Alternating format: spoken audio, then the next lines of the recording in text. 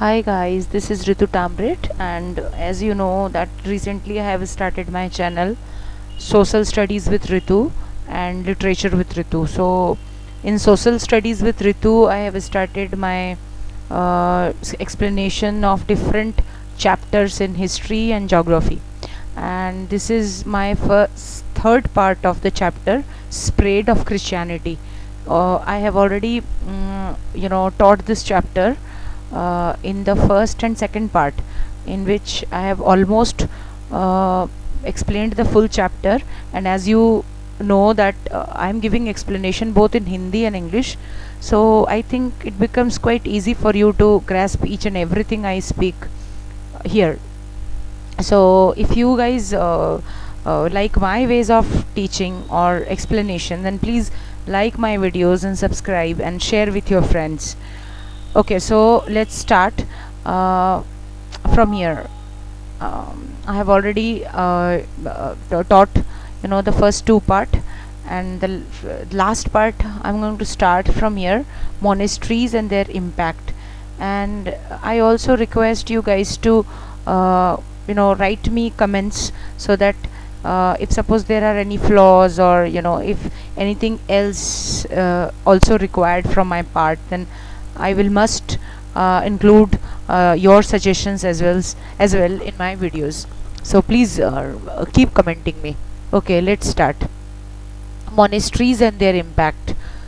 The Church of Rome fostered religious cultural unity in Western Europe.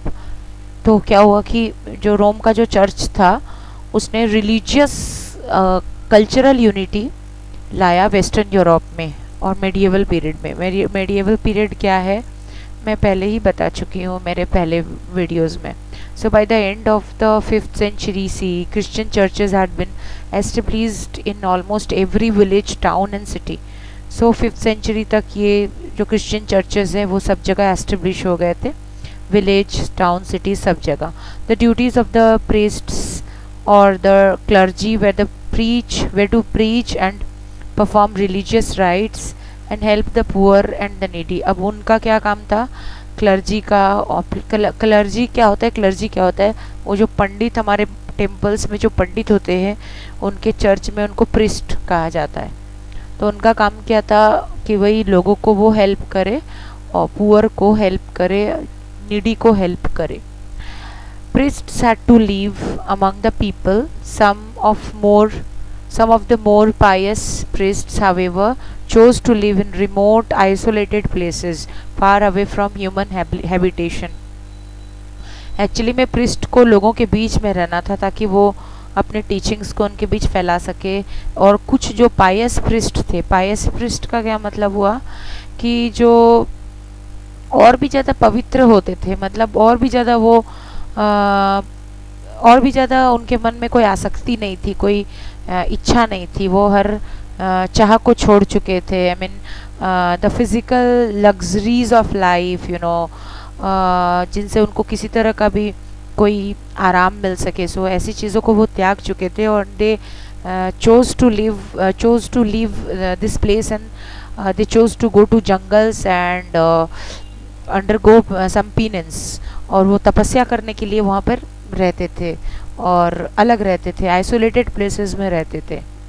They lived there as hermits and were known as monks. और वहाँ पे वो साधु के रूप में रहते थे और उनको मॉन्क्स बोला जाता था, साधु बोला जाता था. These Monks became important members of medieval society, and the places where they lived came to be known as monasteries. और ये बहुत important लोग होने लगे साधु. अब सब कोई तो साधु नहीं बन सकता. It's not very easy, it's not so easy like to leave everything behind, to leave your family, to leave everything you earlier you loved. So सारी आसक्तियों को छोड़कर it's extremely tough for you to leave them behind, to shun everything, to give up everything and go beyond all these things, like right. So अब उनको ये सब छोड़ के जब वो चले गए तो वो मॉन्क्स कहलाने लगे. और वो जहाँ रहते थे, जिस प्लेस में, जिस बिल्डिंग्स में वो रहने लगे, उनको मोनेस्ट्रीज कहा जाने लगा. मॉन्क्स डिड नॉट मैरी, वो शादी भी नहीं करते थे और अपना इंटायर लाइफ को दे स्पिरिचुअल मैटर्स, मतलब इश्यूज और matters related to gods, issues and matter related to religion, you know, to the goodness of people. इसीलिए उनको जो monks कहा जाता था, और service to humanity वो करते थे. The women who followed the same path known as nun. अब जो जेंट्स होता था उसको मॉन्क्स बोलते थे, और जो लड़की लोग, अगर कोई औरत इसको करती थी तो उसको नन्स कहा जाता था. They lived in separate monasteries known as nunneries और कन्वेंट्स. सो अब जहाँ पर साधु लोग रहते थे उसको मोनेस्ट्रीज कहा जाता था, और जहाँ नन लोग रहते थे उन लोग को ननेरीज कहा गया, या तो convent. The life of nun was devoted to prayer in service of the people, service of the poor, the sick and the oppressed. और इनका लाइफ क्या हो गया, पुअर लोगों की सर्विस में ये लोग अपने लाइफ को डिवोट कर दिए. पुअर लोगों के, सिक लोगों के, और ऑपरेस्ड. ऑपरेस्ड का क्या मतलब हुआ, ऑपरेस्ड का मतलब हुआ कि अत्याचार, जिनके बीच में, जिनके ऊपर अत्याचार होता था. ये जो ये वर्ड है ऑपरेस्ड, इसका मतलब क्या हो गया, जिसके ऊपर अत्याचार होता था उनके लिए भी ये लोग अपना लाइफ को डिवोट कर दिए थे. Right. So let's come down here. Life in monasteries was simple and orderly. Monks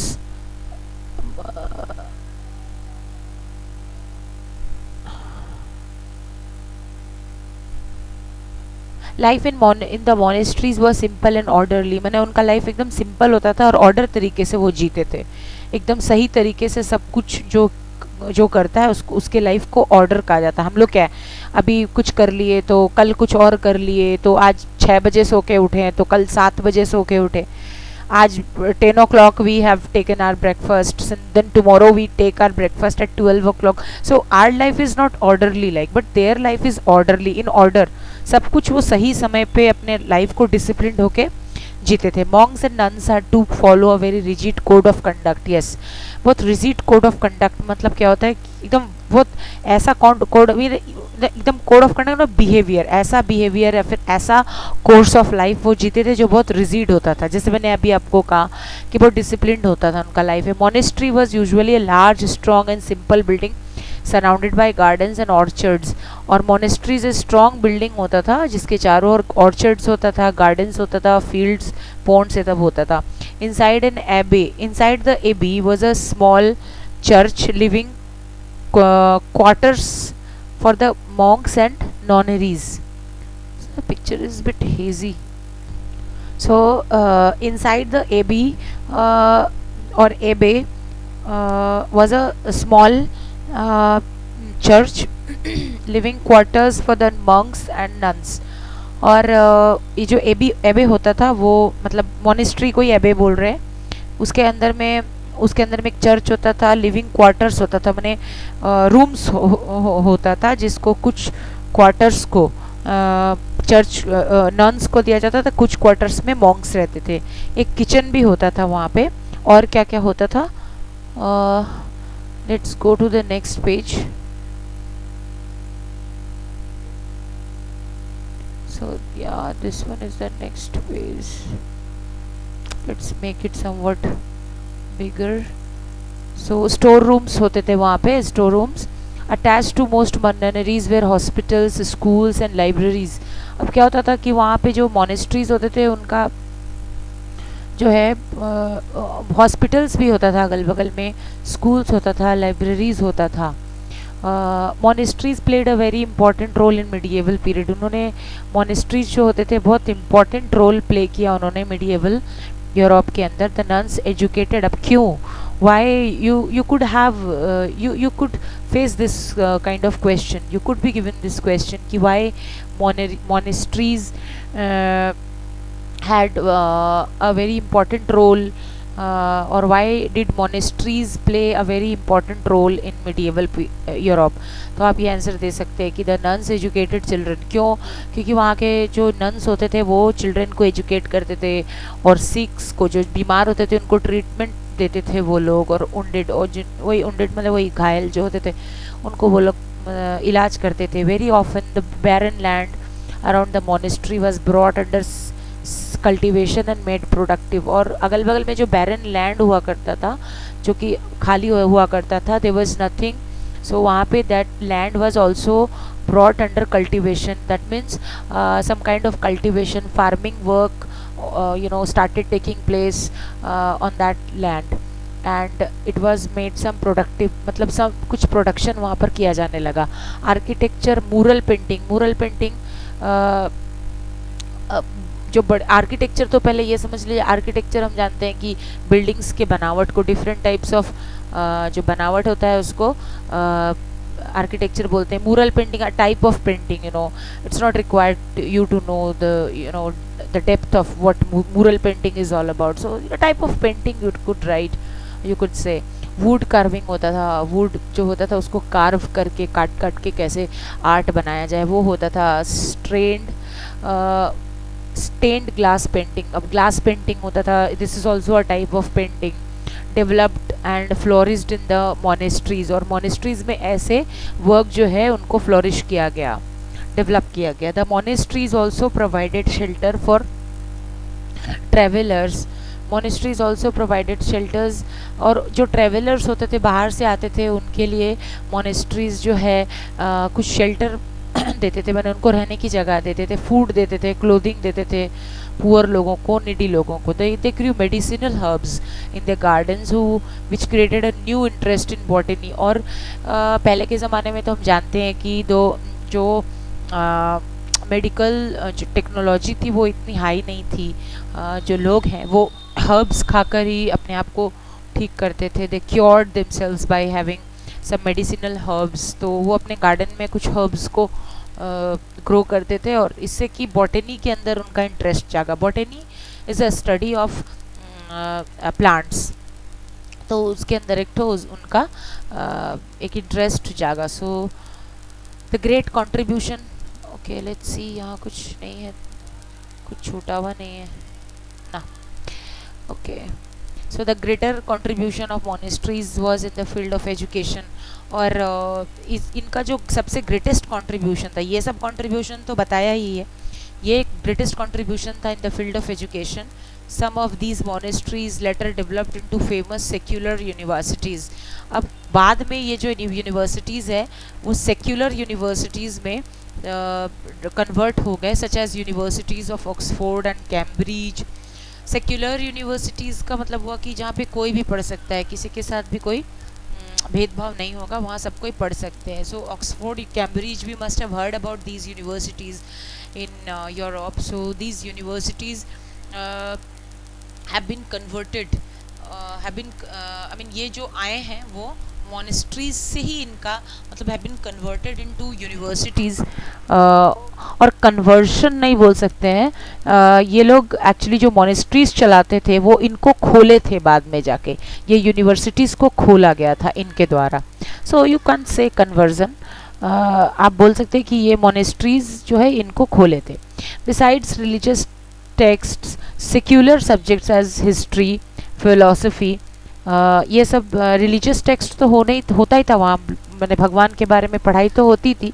उसके बाद ये सब सब्जेक्ट को भी खोला गया, हिस्ट्री, फिलॉसफी, मेडिसिन खोला गया, लॉ, एस्ट्रोलॉजी, ये सब भी वहाँ इन यूनिवर्सिटीज़ में पढ़ाया जाने लगा. The printing press and paper had not been invented. So उस समय क्या है कि प्रिंटिंग प्रेस जो है वो इन्वेंट नहीं हुआ था उस टाइम तक, प्रिंट किया हुआ लोग नहीं पढ़ते थे.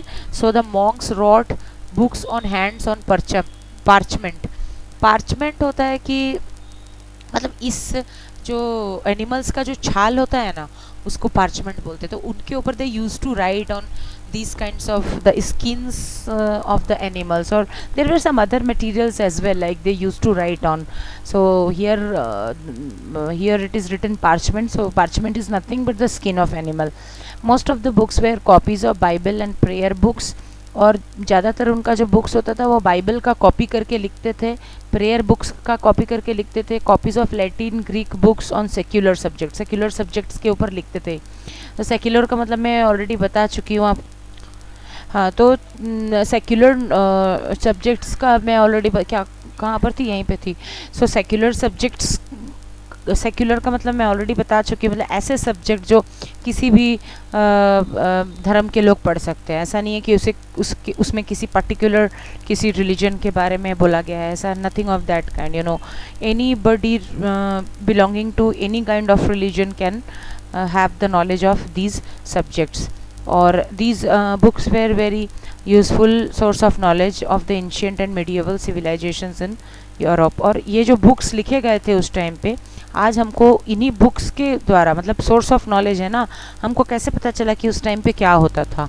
तो इनका जो बुक्स है वो आज भी लिखा हुआ है, और उन्हीं बुक्स से पढ़ के हमको पता चलता है कि भाई उस टाइम पे ऐसा ऐसा होता था। तो source of knowledge of ancient and medieval civilisations in Europe, तो ये एक बहुत बड़ा सोर्स ऑफ नॉलेज है।